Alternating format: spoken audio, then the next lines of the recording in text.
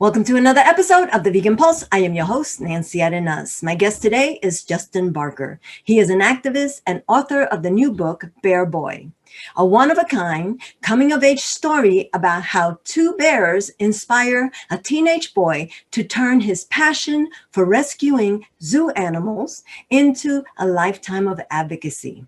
The book has a foreword by Jane Goodall. His book aims to inspire the next generation of activists to question the role of animals in our daily lives and imagine a kinder, more inclusive world. Stick around. I want to introduce him to you. Hi, Justin. How are you? Good, Nancy. How you doing? Thanks for having me. I am doing well, but I'm very excited to have you on the show.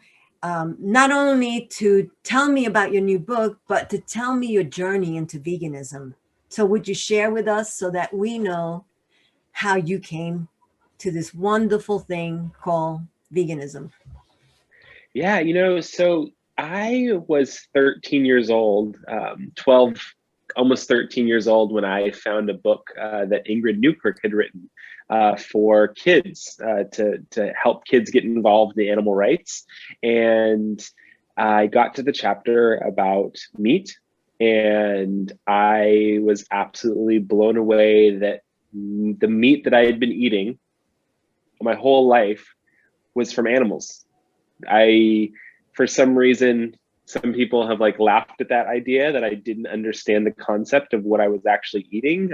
But the minute that I realized that I was eating animals, I stopped. I went vegetarian when I was 13, and that was in the 90s. That was still like vegetarianism was a little bit um, you know, fringy, I guess I would say. But it wasn't until I was 18, 2000, that I went vegan. And I absolutely love a vegan diet. I think that it's like both like feels really good personally, just like, just eating vegan food feels great. And also like that we're not harming the world. We're not like killing animals for consumption. It's one of those things that is very, very important to me, and something that, man, almost 25, 26 years, I've it's been part of my life. It is great to not have that feeling inside you that you're not hurting the planet, that you're not hurting animals, physically, mentally. It just kind of, you just like bloom more love, wouldn't you say? I would. I would. It just feels sometimes with a really good vegan meal, you get a little high. And it feels like, oh man, like you can feel the love, and yeah, just really special. Now, I want you to tell me about your book, Bear Boy. Now, I heard that that young man in Bear Boy is really based on your life. Is that true? It's true. Bear Boy is a true story. It is a memoir, and it's about when I was, from 13 to 17. And that's kind of how the book spans those years of my life. And it's really about me discovering animal rights and how animal rights and all the activism that kind of ensued changed my life and helped me find myself and feel empowered, and also help other animals. It's called Bear Boy because one of the things that I read in the book that was really very moving to me was the plight of zoo animals. And I started an organization to help animals in zoos. And it started at the Sacramento Zoo. Was getting information from the zookeepers there. And then the zoo director threatened to sue me. And this is all in the book. But my parents were like, she's not going to sue you. She's going to sue us, and you have to stop what you're doing. Fell into this depression. And because I was just like, this is so exciting. This activism is so exciting. And I get a letter from a woman saying there's these two bears, Brutus and Ursula, living in the worst conditions, and it happened to be a half an hour from my house. And freeing them from those conditions and speaking up for them and all zoo animals became the thing I did when I wasn't sleeping. All of my waking hours was dedicated to that.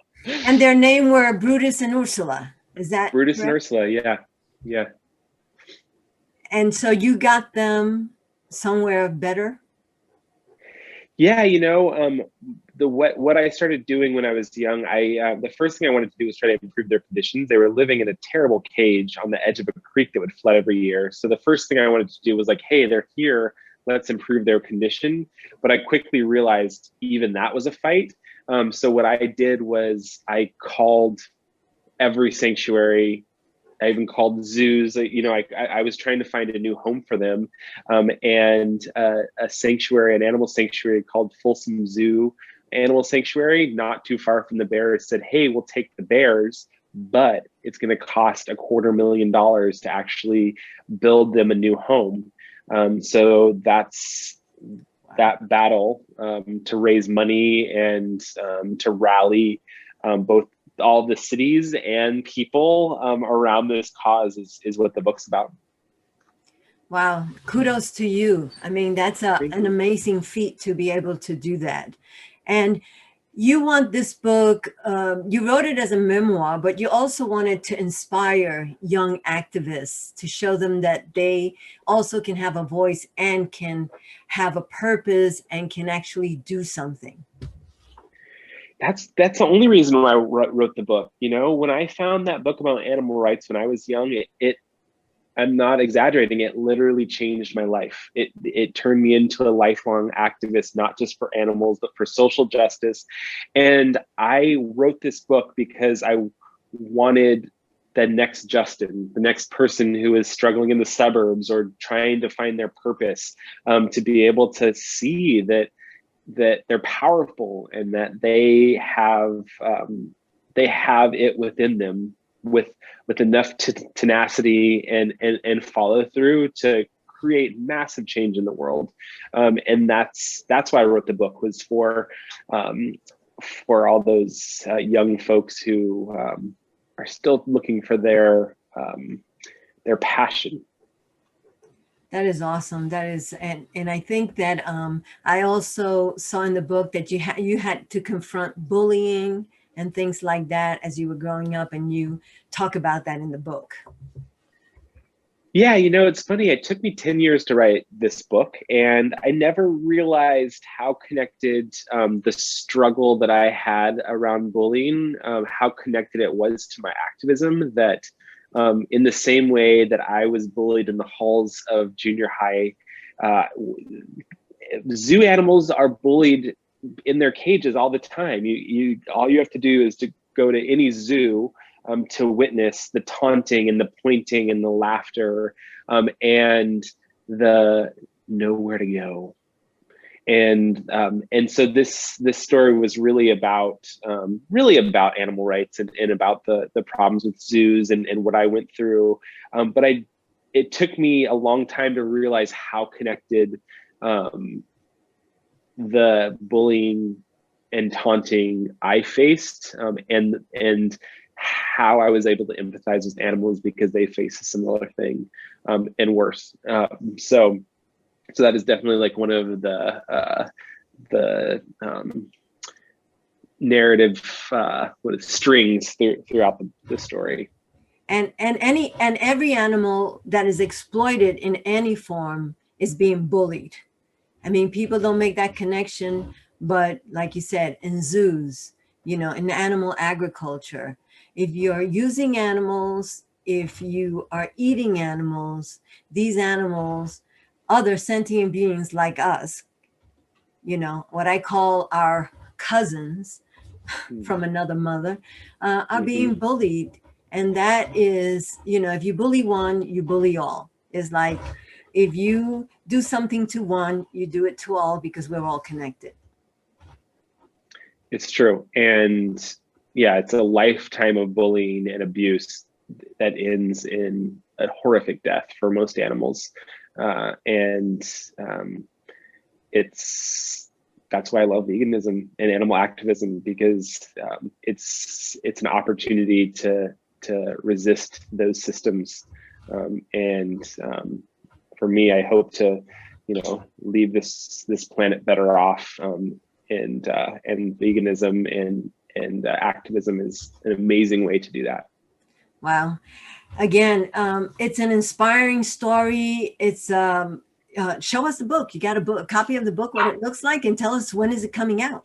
The book is right here. It's the forward by Jane Goodall, which is amazing, and it's she wrote the forward, and she's like the most amazing grassroots activist on the planet. I'll tell you that.